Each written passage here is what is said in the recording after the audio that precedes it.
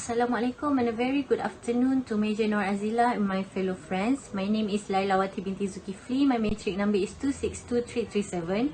Today I would like to present about the subtopic of chapter 3, which is the classic theories of economic development. First, we will learn about the 4 approaches in this subtopic. This approach is help the economists to determine the economic growth of a country.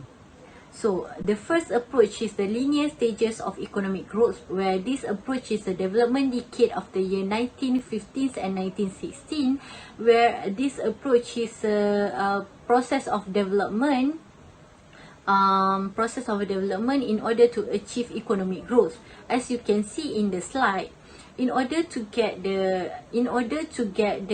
economic growth path, a developing country especially need to have the right quantity and mixture of 3 elements, which is the first element is saving, the second is investment, and the third one is foreign aid, where basically these 3 elements, their economies are believed that historically have been followed by the developed countries in order to get the economic growth. In addition, this approach is synonymous with rapid economic growth and aggregate economic growth. So, basically in this approach, we will learn about 2 models, which is the first one is Rostow stages of growth model, and second one is Herrera-Doma growth model, or known as Econ model. Both model my group mate will explain later. So next approach is theories and patterns of structural change, where this approach is a development decade of year 1970s, where as you can see here, in order to get the rapid economic growth, a developing country should through the internal process, or the economists of this approach believe it is a typical process. So the economists use modern economic theory and statistical analysis, because they believe to sustain and to generate the economic growth of a country, a developing country should use these 2 elements. So, in this approach, we will learn about the Lewis 2-sector model, and later my group mate will explain for this model. So, next approach is international dependence revolution, which is this approach is a development decade of year 1970s too, but this approach was more radical and more political, because it viewed underdevelopment in terms of the first one is international and domestic power relationship, the second one institutional and structural economic rigidities, and the third one is proliferation of dual economies and dual societies. So as we know, underdevelopment we correlate with for example poverty, unemployment, income inequalities, gender inequalities. So the approach is focused on that. In order to get the economic growth, they need to get rid of these underdevelopment terms. And this approach also focus on the 2 country, which is the rich country and poor country, because underdevelopment is related to that 2 terms of country. So next, this approach is emphasize external and internal institutional and political constraint on economic development. Constraint here we can highlight as underdevelopment elements such as poverty, etc. In international dependence revolution, the needs for major new policies is to eradicate poverty, to provide more employment opportunities, and to reduce income inequalities. So basically what we can say about this approach, they focus on the underdevelopment country and how to get rid of it. So the last but not least approach that we will learn in this subtopic is neoclassical free market counter-revolution. where this is the development decade of the 1980s and 1990s, where basically in this approach we still use a bit of it element today, because it is a beneficial role of free market and open economies. Open economies, as we can say, it's just like the four sectors, like household, firm, government,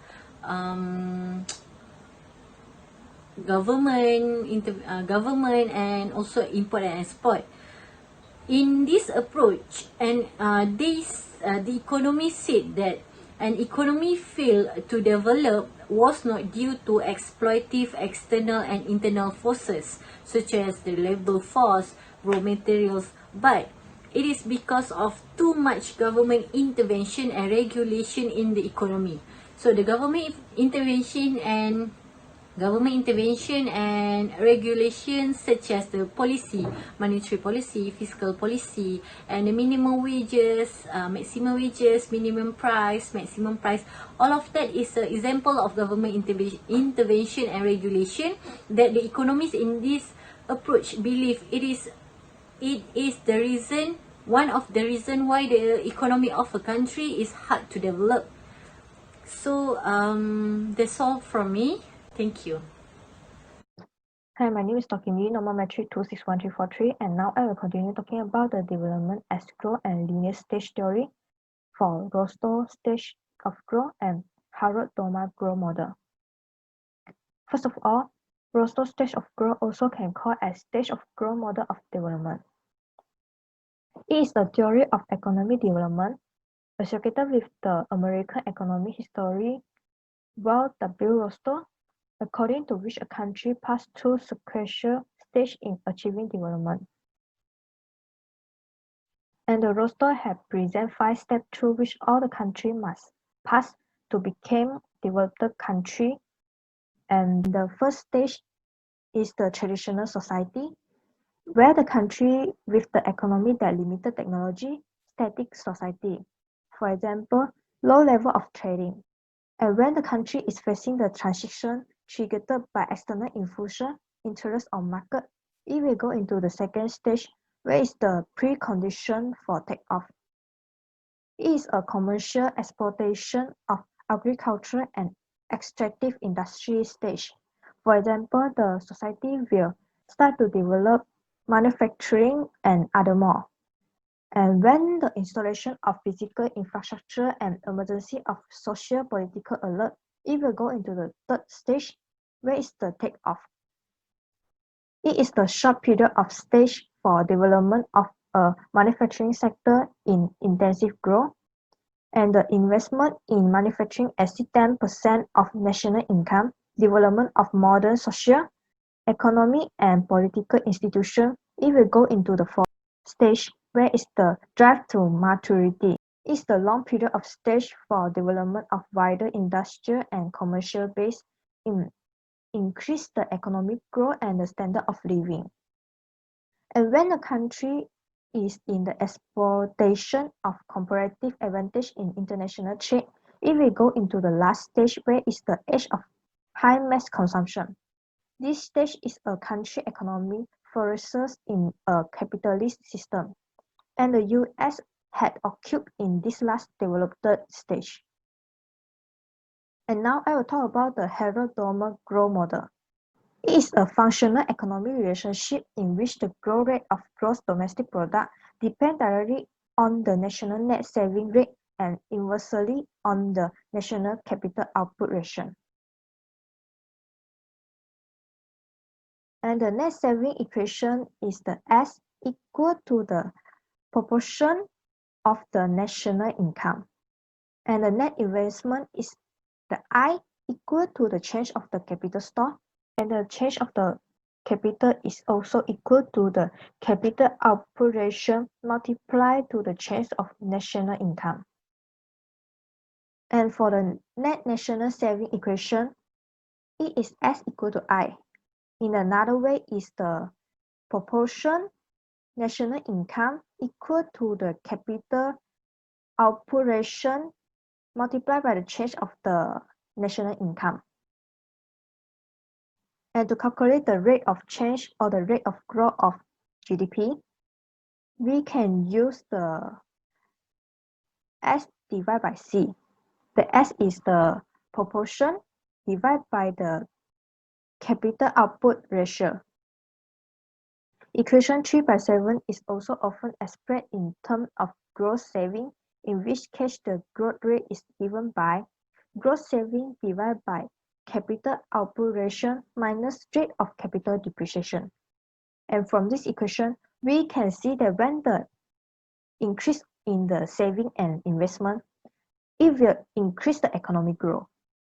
And from this equation, we can measure the additional output from an additional unit of investment by the inverse of the capital output ratio.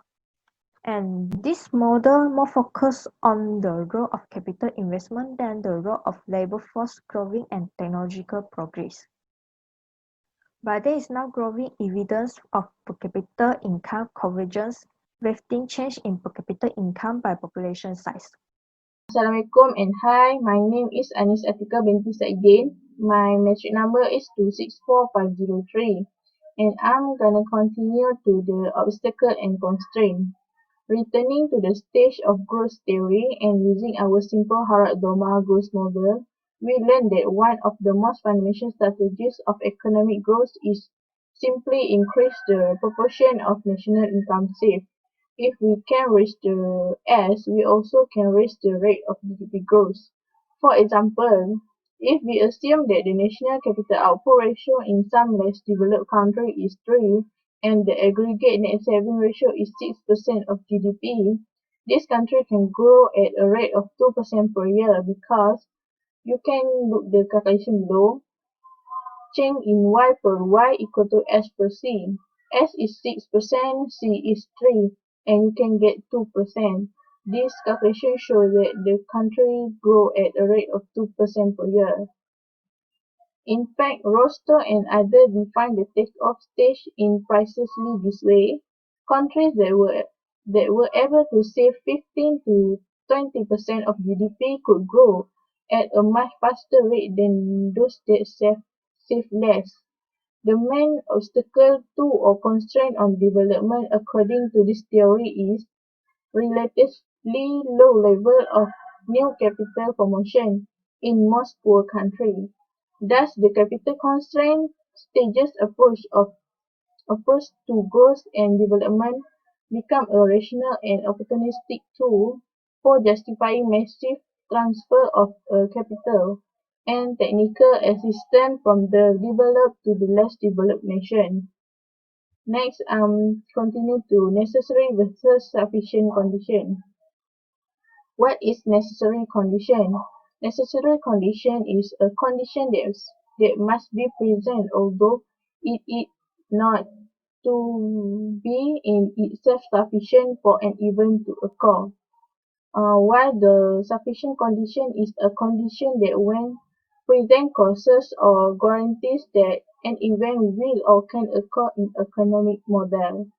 The reason why mechanism of development didn't work because more saving and investment is not a necessary condition for accelerate rates of an economic growth, but rather because it is not a sufficient condition.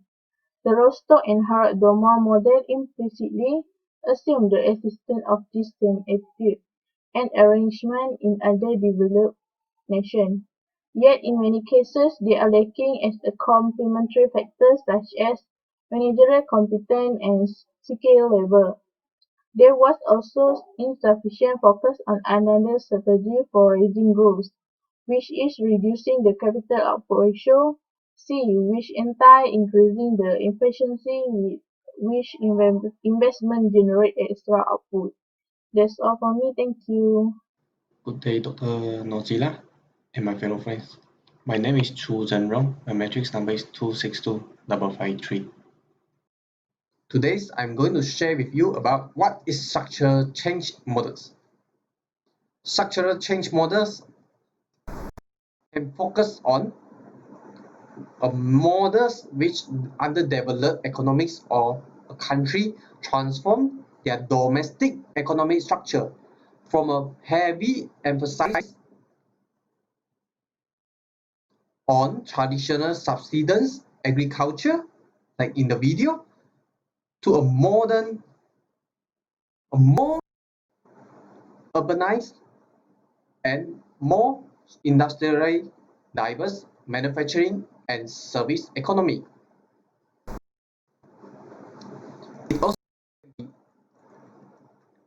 It also can be explained that it employed the tools of neoclassical price and resource allocation theory and modern econometrics to describe how this transformation process takes place.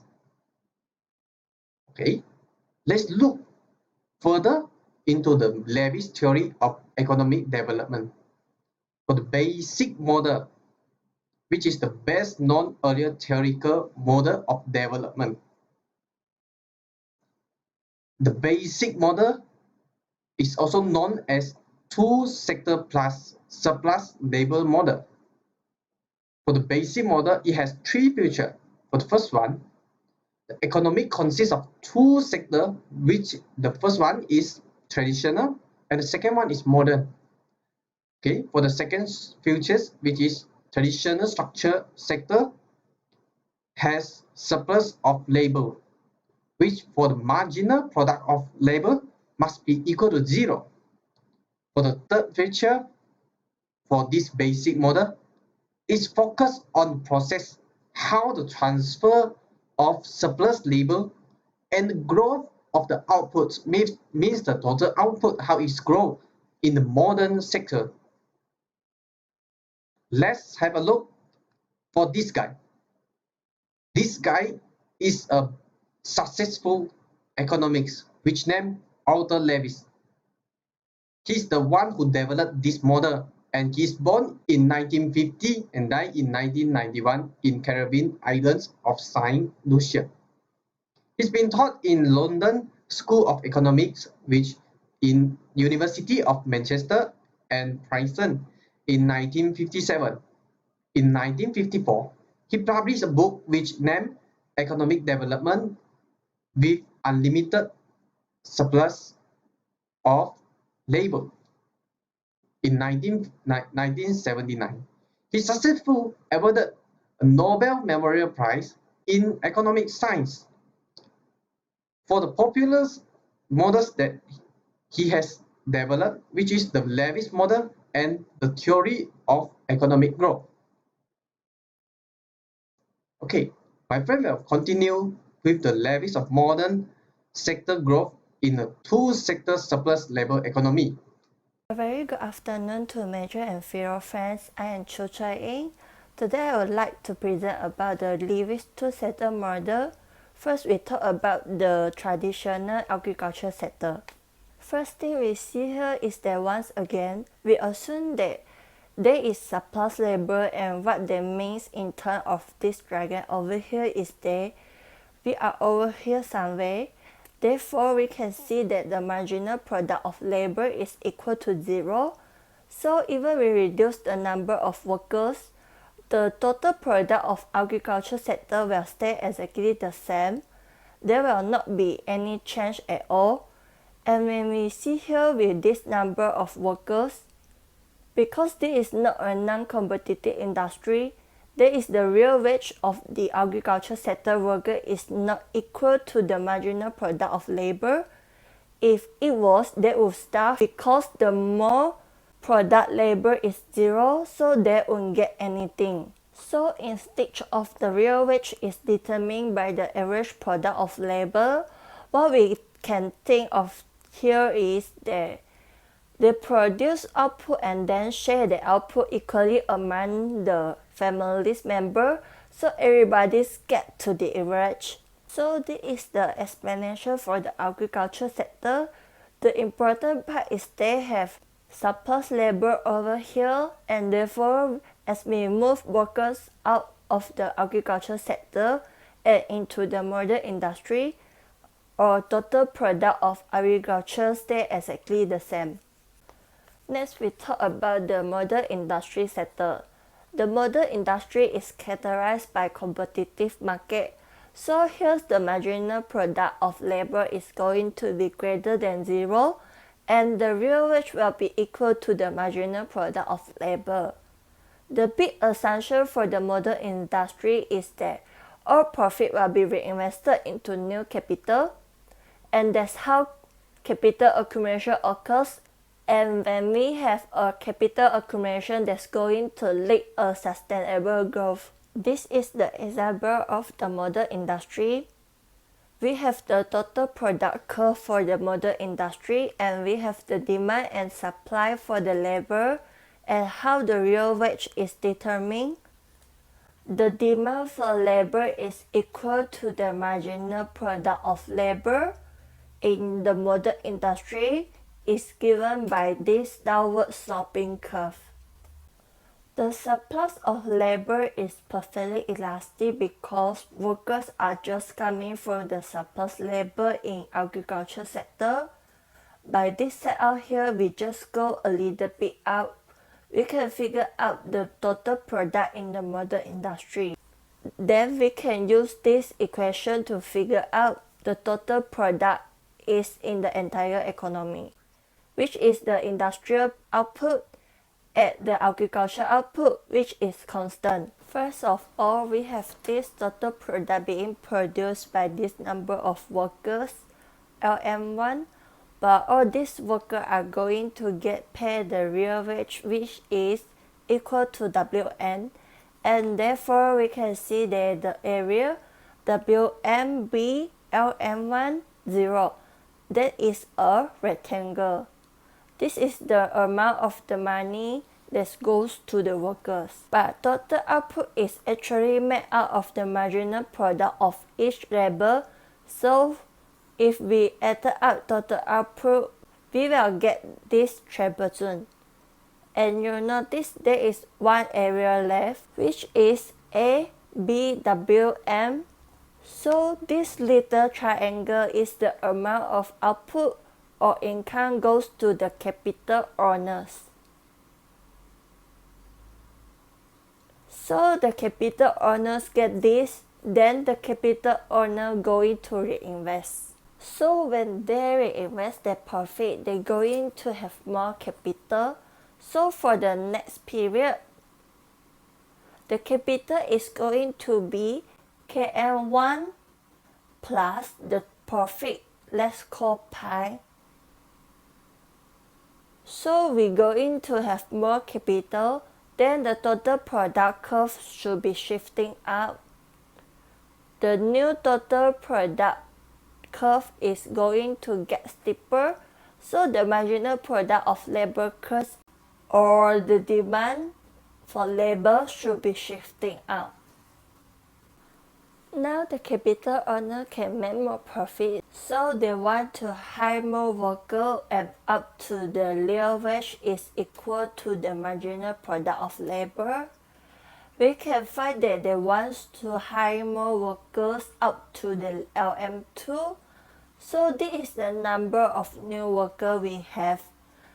Then we can go out and we can see that they will actually produce more output now in the modern industry.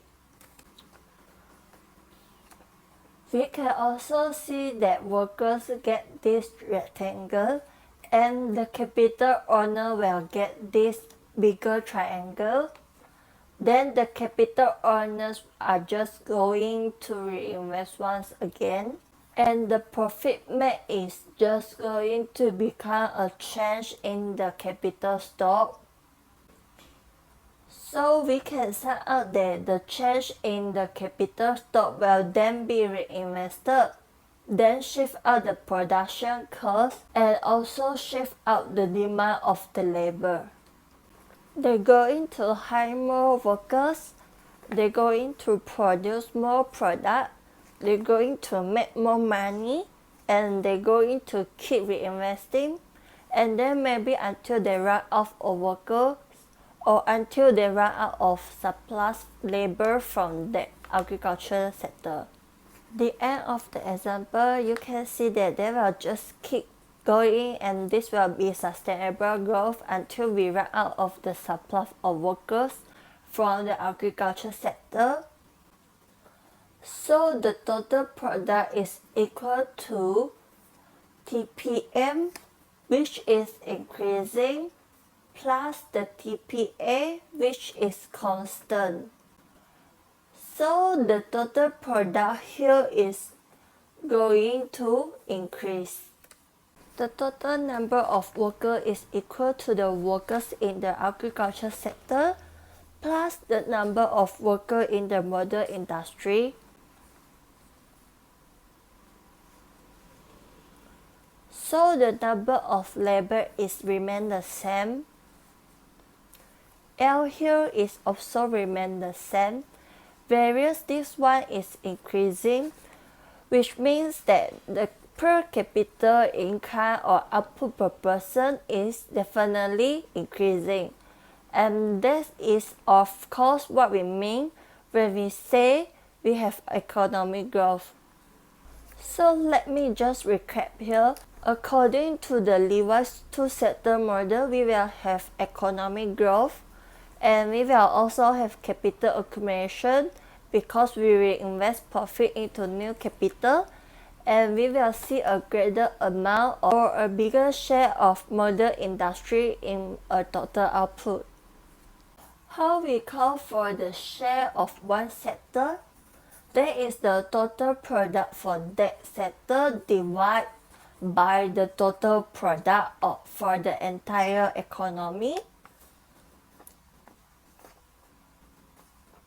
So for the agriculture sector, which is TPA divided by the TP, since the TP is increasing, whereas the TPA remains the same, so the share for the agriculture sector is falling. Well, for the industrial sector, the TPN is increasing faster than the total output in economy. So the share of modern industry is increasing in this economy. Thank you sharing from Emily just now. Now I'm going to share with you about the Levi's turning point. Today I'm going to give you an example in China, a real example. For the last 3 decades, China's rapid economic growth was supported by what economists call a demographic dividend. Let's look at the graph. The work age of the population increased while the share of children and the elderly decreased. Now, however, the demographic tailwinds are turning into headwinds. You can see in the graph, the declining fertility occurs in 1980. What happened at there is because the announcement for a new policy, which is the Hukou system, is announced on that year, and only one child policy is announced, so that the fertility decrease, causing the nowadays the old elders increase, and also the child population is going down. Okay, this is the China population aging. Each year, fewer young people are entering the labor force, while the burden of an increasing elder population, like just now I talked, is weighed down the economy. At the same time, the process of urbanization, in which hundreds of millions of the Chinese farmers in China migrated to city, is coming to an end. These are not many young people left in China's countryside right now. Economists now broadly agree that China has reached its lowest turning point, named for development economist Arthur Lewis. As shown in the picture, later I will sharing with you again with him. The terms refer to the point when the pool of surplus rural labor starts to dry up and wages begin to rise, often very rapidly. The surplus labor in agriculture sector will turn into manufacturing sector. These combinations of aging populations and urbanizations has profound consequence for China's economy. As wage rises, the most distinctive features of China, which is economy, will reverse. High rates of saving and investment, big trade surplus, and also rising the inequality. This all can be explained in large part by the plentiful supply ruler of labor that characterized Chinese economy prior to the lowest turning point. Now, the growth economy will slow as saving and investment fall. Export competitiveness will decline as will return to the capital. Meanwhile, the share of economics output that flows to labor will rise, boosting consumption along with it. Okay, in order to maintain the growth, policymakers need to accelerate economic reforms. The most important of these is phasing out the antiquated household registration system, which is known as hukou. The hukou system denied social welfare benefits like education, welfare, the health care, and pension. In Malaysia, we can enjoy the health care like Satu Malaysia. Okay, they don't have this for the migrant who live outside their home. By extending benefits to the migrants, the government can encourage them to stay in city rather than ask them to go back their village. Okay, sorry. It can also persuade the remaining village who come to city to stay in countryside to join some urban workforce. Hukou reform and other policy fix cannot reverse the strength of China workforce, but it can slow it down. That will give the country more time and flexibility to adjust its growth model to the new reality in which productivity gains must occur within the urban sector rather than simply from the relocation of labor from farm to a city. We are going to continue with criticism of the Levy's model. There are four criticisms of the Levy's model here. The Levy's model has been criticized primarily on the basis of assumptions it made. Okay, for the first criticism of the Levy's model here is the rate of labor transfer and employment creation may be not proportional to rate of modern sector capital accumulations. Why I say like that? The capital is the main factor contributing to long-run growth. It can be explained in exogenous growth theory. Okay, it's like it can be affected by the other factor. Okay, capital investment is eventually not only the factor causing growth. See that? Okay, and there are two examples here. It can be improve the government policy. It can aid in government spending, helping the government. Okay, and the capital and is also can be improve human capital, leading to increased growth. Invest in labor saving technology, which needs a lot of workers. Okay, we can see in this graph. Okay, since that the graph, the levies modified by labor saving capital accumulations. Okay, when we can see that in the D1, D2, E, L1 and 0, this is after. Let's see the before. Before is in D1, E, L1 and 0. Okay, we see that the wage already increased from D1 to D2. Okay, but then the employment is still remain at level L1. Okay, this proves that the situation of anti-development occurs in this graph. Okay, and it's shown that the capital is returned to capitalism, capital, or the owner.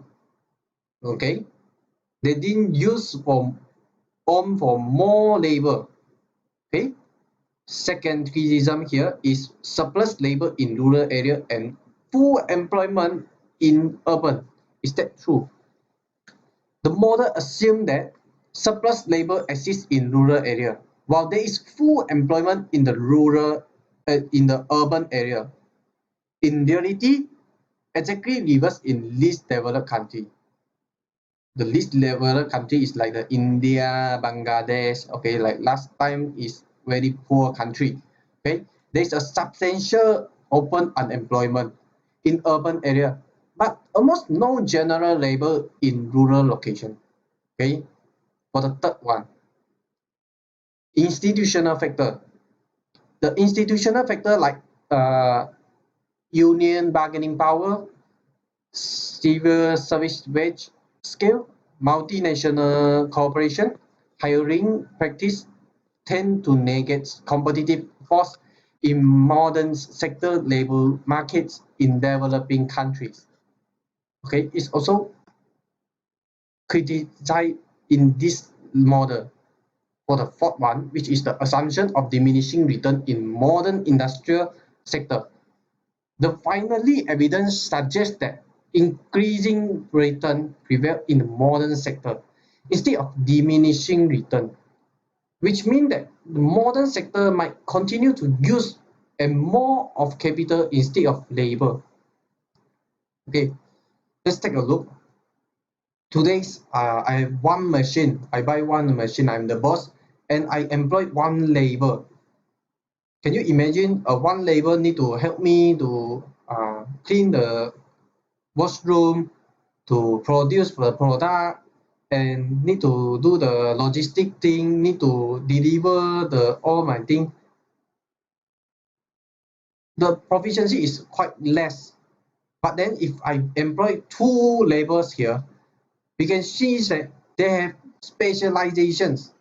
They have their own role. Okay, one deliver the product, the complete product. One doing the process, which making design or making the shape.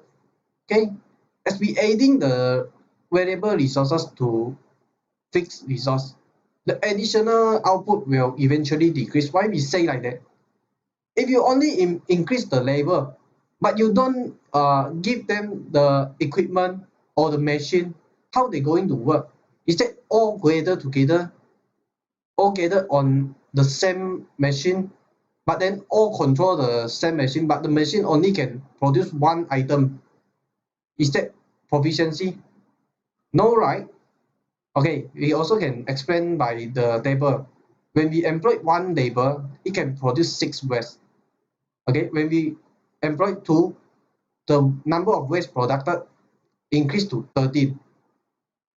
Okay, but when we increase to 3 labors, the number of waste produced still increase, but increasing in the decreasing rate.